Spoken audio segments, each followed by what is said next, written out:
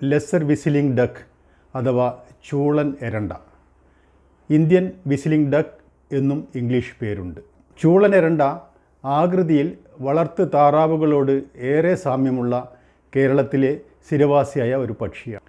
ജലസസ്യങ്ങളും പോട്ടപ്പുല്ലുകളും ധാരാളമായി വളരുന്ന ആഴം കുറഞ്ഞ ഒഴുക്കില്ലാത്ത ശുദ്ധജല തടാകങ്ങളിലും തണ്ണീർത്തടങ്ങളിലും കായൽ പ്രദേശങ്ങളിലും ചൂളൻ എരണ്ടിയെ കാണാവുന്നതാണ്.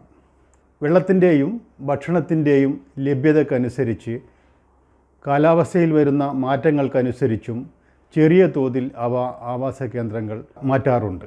ചൂളൻ എരണ്ടിയുടെ ദേഹം തടിച്ചുരുണ്ടതും പക്ഷിക്ക് വൃത്താകൃതിയിലുള്ള ചിറകുകളുമാണുള്ളത്.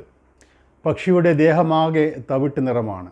മൂർധാവ്, പിൻകഴുത്ത് എന്നിവ കടും തവിട്ട് നിറവും പുറം ചിറകുകൾ, വാൽ എന്നിവയ്ക്ക് മെറൂൺ ഛായയുള്ള തവിട്ട് നിറവുമാണ്. പക്ഷിയുടെ ഉദരവും പാർശ്വഭാഗങ്ങളും നല്ല ശോഭയുള്ള കടും തവിട്ട് നിറമാണ്.